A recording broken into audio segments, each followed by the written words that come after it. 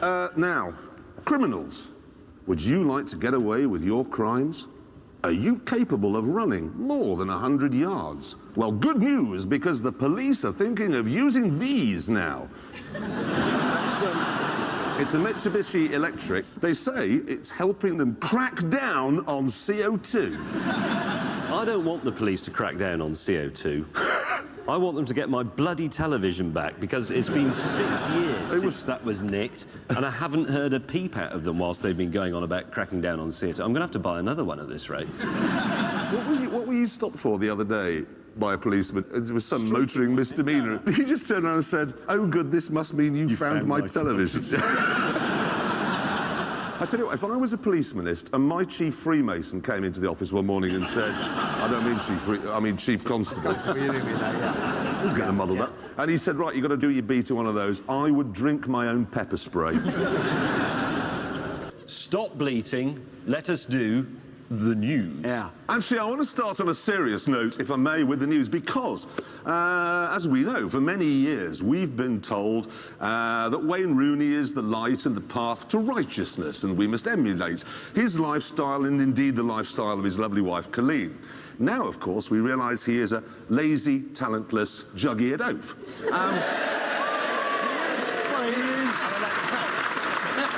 Quite strong. And it's strong but true. I'm now hoping this means an end to the Roonification of Britain. Exhibit A, the Range Rover, OK? Now, this was the old model. Note the plain, sensible front end, just some headlights to see where you're going. It's noble. It's noble, as dignified as a rolled umbrella. Now look what they've done to it. Look at this. Honest, this is the new one. What is it? How much bling can you get on the front? It's all these fiddly headlamps and all this business going on. I'm surprised it doesn't have studs in its ears. Here. They have literally ruined it. And now, listen, I am aware, of course, that there is a demand for a car that looks like this, because I know there is such a place as Cheshire. And I don't mind if they make this Range Rover Rooney edition. I could just call it the Range Rooney. The Wayne Wover. These are good names. These are good names. But all I'm asking is, please, can everybody else, ordinary, decent people, have the old one back? Please? Actually, I have to say I agree with you. There needs to be a version of the new Range Rover that isn't for people who want to celebrate the life and work of a potato-faced shopping enthusiast. We want the old one back, we really do. We do. Oh, now, there aren't very many things that we all agree on, except this. We all think that the best small car that you can buy at the moment is the Citroën DS3. Yeah. No, we're not joking about this. That is a genuinely brilliant little car. Something about it. It's like a Mini that smokes gulwas. It's just... It is. It's fantastic. The weird thing is, it's got exactly the same engine as the Mini, hasn't it? As the Mini Cooper, but it just feels better for some reason. It's great. Anyway, the reason I brought this up is because they're bringing out a new hot version of this. Got a picture of it here. It's called the Racing. OK? Yeah. 200 horsepower. The only thing is, Citroën will not. They refuse to tell us how much it's going to cost. I'm just going to make it up. 50 quid. There you go. It's £50. It's £50. That's fantastic. And the thing is, who in their life wouldn't want orange wheels? Well, seriously. Well, anyone with red hair, I imagine it'll clash. Squirrels, red squirrels, they were terrible. Or the Duchess of York. Anne Robinson. Yes. The Pope. What's he called? The Pope bloke? Well, the Pope. Silence, you two. They're only making 1,000 of them because they're French and therefore idle communists. Well, because nobody wants orange wheels, obviously. We don't know. Anyway, I can't wait to get a go in that. It just looks brilliant. It does look and I do like the wheels. Hey! Good news. Look, I have secured some top-secret film taken inside the factory of the new Dacia Duster being made. Excellent. Excellent. Anyway, the end of... I'm sure you like it very much. The end of last week's programme, this appeared. This is called the end board. This is what you see every single week at the end of every single programme, except for Top Gear, look. MMXX. That's 2020. This is the only programme coming from 10 years in the future. And now, We must do the news, and we start off with news that since James drove that Virage, Aston Martin have launched a new car. And here it is. It's called the V12 Zagato. There it is. And, James, you'll be particularly interested in this, mate, I think. Will I? Yeah, you will. Because the boss of the company was quoted this week as saying, "The Nürburgring is where we sign off every new round." Quoting, "And there could be no better place for the new V12 Zagato to be finally tested," said the boss of Aston Martin. For crying out loud. Do you know what? If I'd been in Bomber Command in 1943, I would have bombed the Nürburgring every single night until... Am I the only person who thinks like this? This bad back of yours, would you say it makes you a bit crabby? There's nothing to do with that bad back. He's got a bad back as well, but he won't agree with me about it. Okay. Ride is important. All right. Bomb it. It was a bad policy. Look where we are now. We no longer have Dresden Cathedral or all that lovely pottery, but we do have the Nürburgring. And under my bombing policy, we wouldn't have cars that rode badly, and you'd have a nice cathedral to look at and better saucers. Now, have you noticed how some of the best-looking cars you can buy these days are like ordinary family saloons or hatchbacks or... I know what you mean. Yes. Estates? Yeah, I mean, Citroen everyday sent us a car. picture of their new DS5, OK? That is a good-looking, sort of ordinary mid-sized car. The Peugeot 508 is a good-looking car as well, isn't it? It is. No, we've got a picture of it here. Because what makes that particularly good is that Peugeots in recent years have had these sort of the big guppy mouths on them. Ah, Yes, that. yes. That is a very good impersonation of a Peugeot. No, that's what they Not used now, to be. I can only impersonate a Morgan. Huh?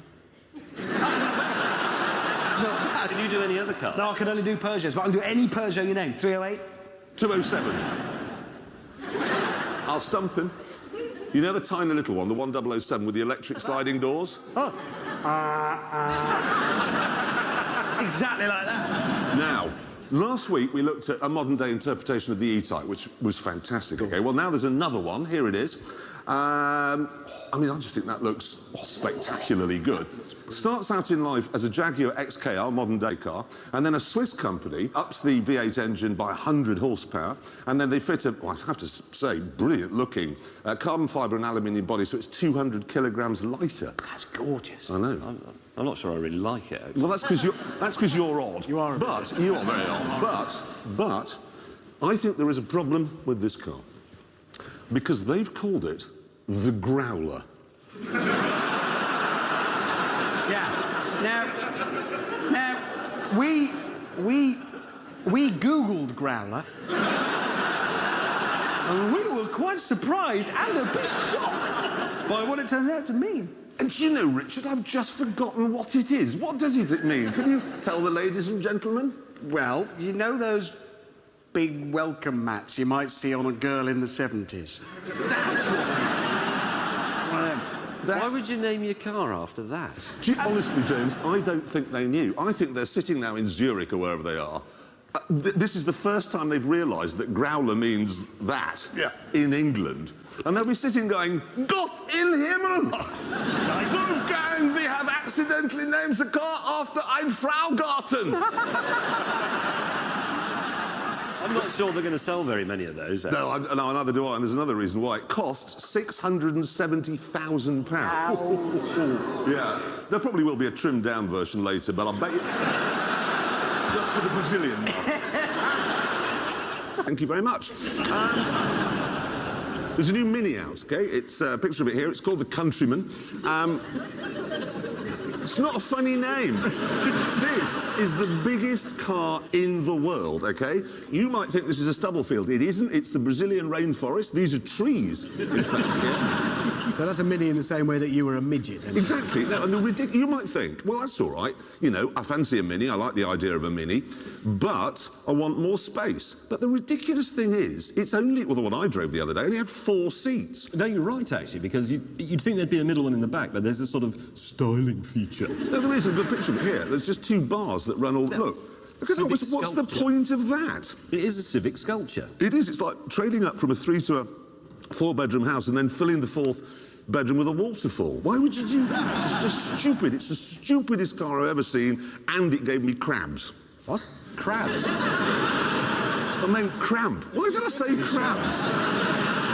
How can a car give you crabs? I don't know, tell us!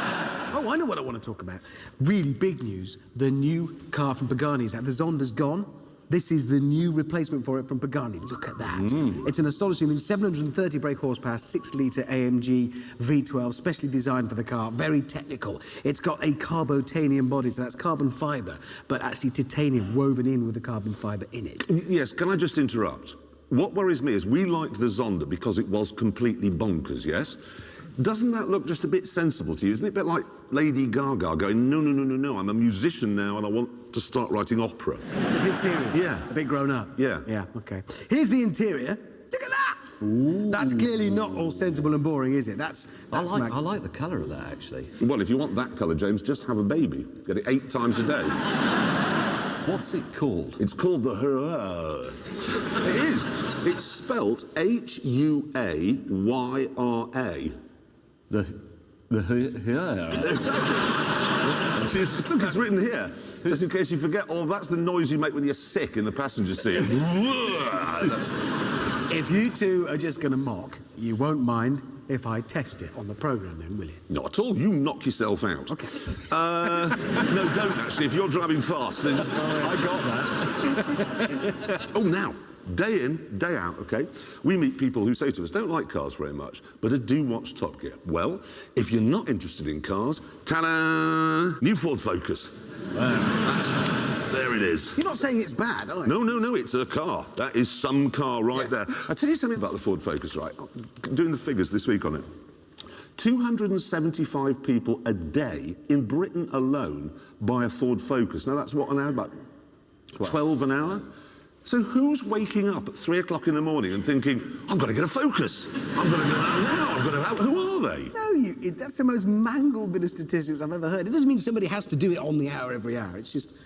Yeah, but it's still 275 people a day.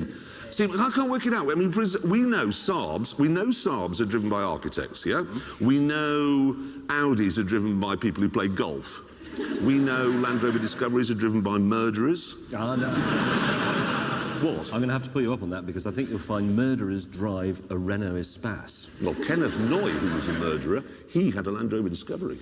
So he may have done, but Harold Shipman drove a Renault Espace. Fred West drove a Renault Espace. Peter Sutcliffe drove a Renault 16. It was only because the Espace hadn't been invented. Exactly. This is a Top Gear top tip. If you're a policeman and there's been a murder in your area, simply arrest anyone who has a practical Renault. That's fascinating. I think that's very interesting. Anyway, we got a bit off topic, but there you are, new Ford Focus. Ideal if you just want some car.